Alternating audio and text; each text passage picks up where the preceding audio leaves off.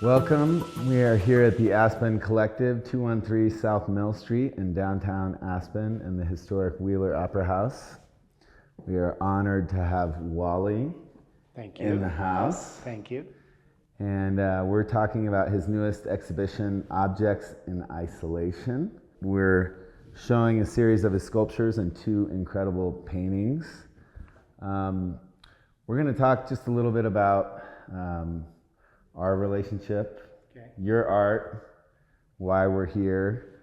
How did you get into art? First, DJ, while I've got the cameras rolling, can I say a couple thank yous? Yeah.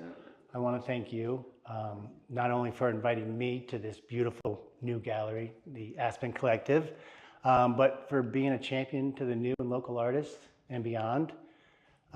We all know we have some amazing artists in this valley, and your hustle's very much appreciated. So thank you for that. Also, I want to thank my wife, Chris, for not only putting up with a messy artist, but for being the driving force behind the Addy Foundation, which we both co-founded, that supports Colorado nonprofits that promote arts through education, community, and environment. So that's the Addy Foundation. So thank you. Amazing. So what was your question? Well, so one of the things when you look at this art, you see texture, you see found objects, you see welding, you see cool boxes. But what I want to get back to is, what was the impetus? Why did you start making art? What was going on in your life to make you think about creating? Well, I feel like I've always been an artist.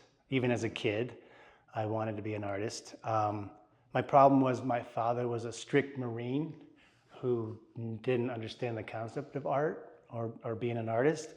And he would always say, you can do art when you're done with your work. So I think I kind of internalized that and decided that I wanted to make a living first so that I could concentrate on all my time on making art after the fact. And that's what I did. Can I tell you the story about moving to Aspen? Yeah, please, I want to hear it. So I moved to Aspen in '89, and I lived in my van down by the river. Seriously. Ironically, it is now the recycle drop-off center in Aspen. It wasn't at the time, but I spent my first winter living there.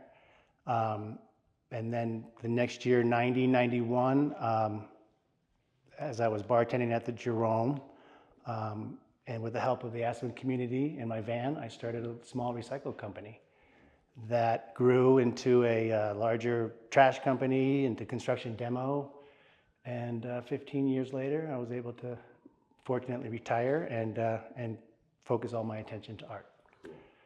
Yeah. So this idea of trash into treasures. Correct. And, I think one of the things I appreciate about your art and practice in general is the multifaceted nature of your work. It's not just found objects, it's not just sculpture, it's not just paintings. But I want to talk a little bit about the work we have on display here, because there's a lot going on, but it is cohesive and it is beautiful. Tell me about these boxes. What's going on here? Well, first and foremost, I think these boxes are really cool. They're 100 years old. They're pharmaceutical scale boxes, so they're instruments. And I think in a sense, they kind of draw you in. As a sculptor, you learn early on that a well-designed pedestal can enhance your sculptures twofold. And I think these boxes do that same thing.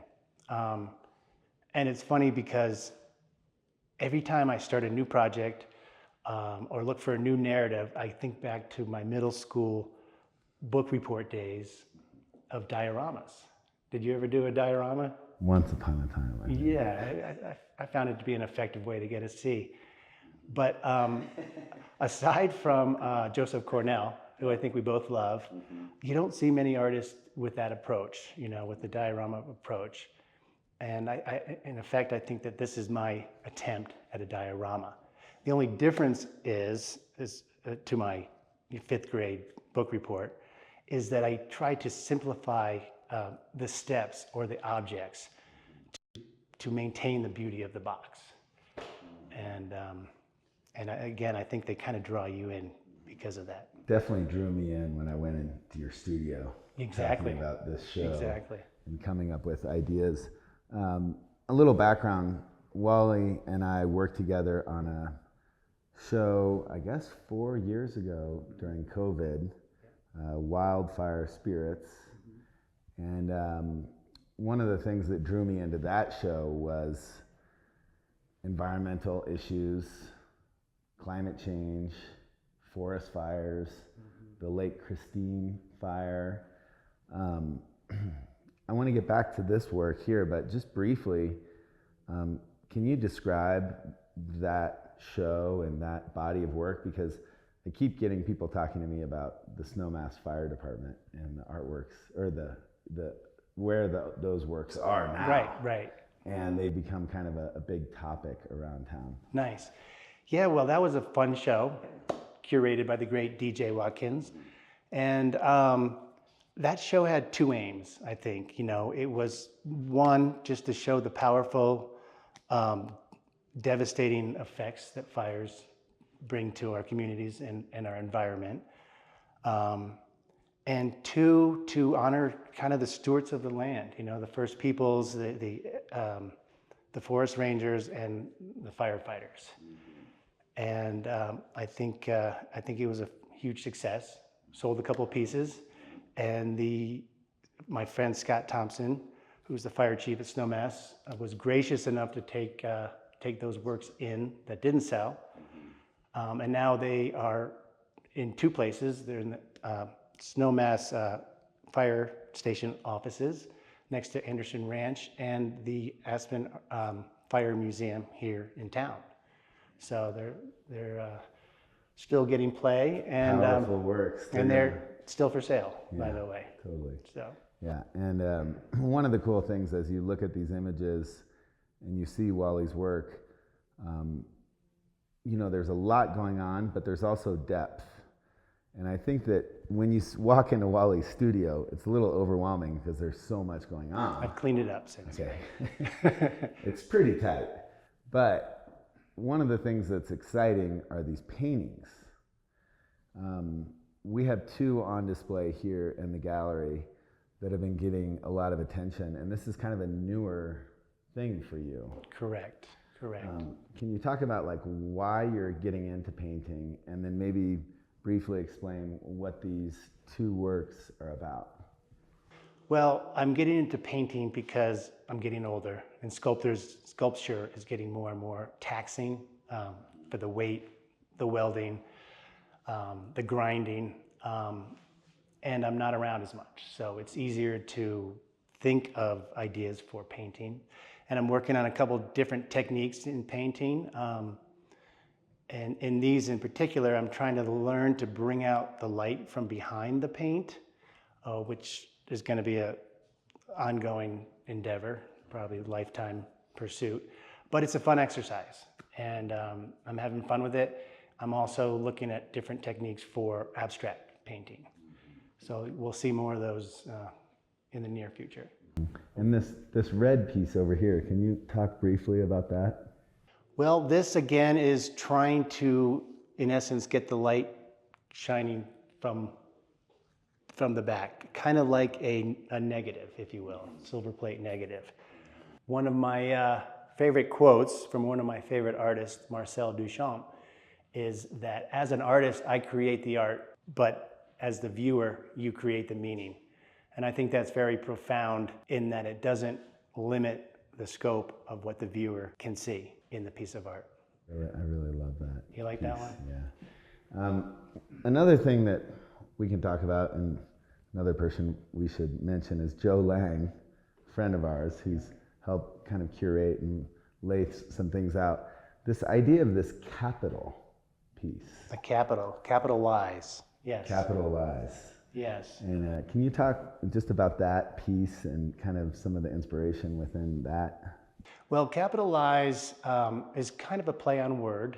In the way that it's spelled, it's capital, as in financial, lies referring to the government money influence that we see daily in our lives, in our political lives. And on top, if you'll notice, there's a oil can, which kind of represents industry and that money influence that we have, that government has on policy and so on. And you've also got light coming up through it too. Correct. And I was even going to put 3 lines under the C for capital just to add a little bit more folly to it. But the light has a lot of meaning too. I feel like it's kind of isolated and shows a kind of a loneliness at the top of the Capitol. This piece right here with this wheeled structure in here, something about this captures to me a little bit of essence of you, and maybe I'm misinterpreting this, but I think of you picking up trash in the alleys.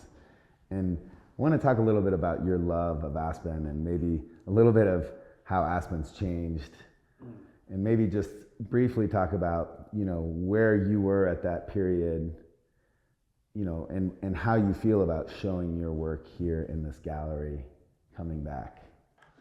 It's a true honor to come back. And I ran these alleys for 15 years, and I was part of a great community back then. I'm sure the community's as strong now, but the Aspen business community really helped me with my recycling, and when I decided to get into trash, they were on board to help me move forward with that as well.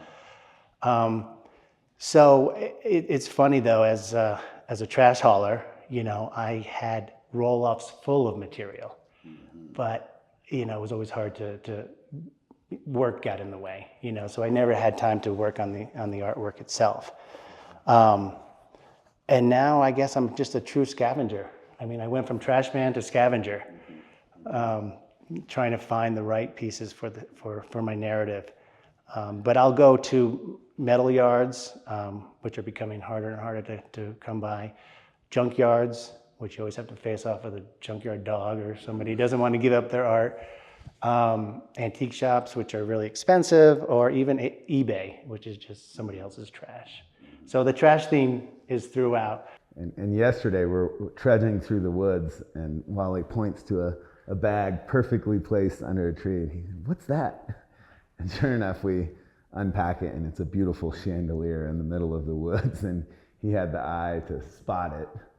And you're always looking. I'm always looking for anomalies, whether it's in nature or, you know, in the cities. Anything different catches my eye, and hopefully I can bring it back into the public view through art. So. And you talk about your recent work with paintings, but you know, I think that's a new focus on where you want to go and what you want to do next. Is it more two-dimensional? You know, I will always be a sculptor. I love sculpture, and I think that'll always be in my blood.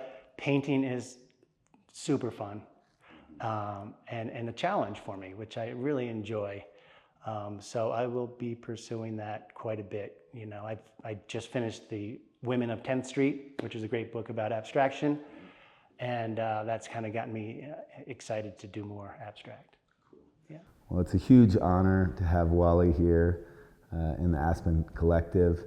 You can check out all of his pieces online, and we're excited to have you here and to see what's next. Thank you. And thank you. I'm there.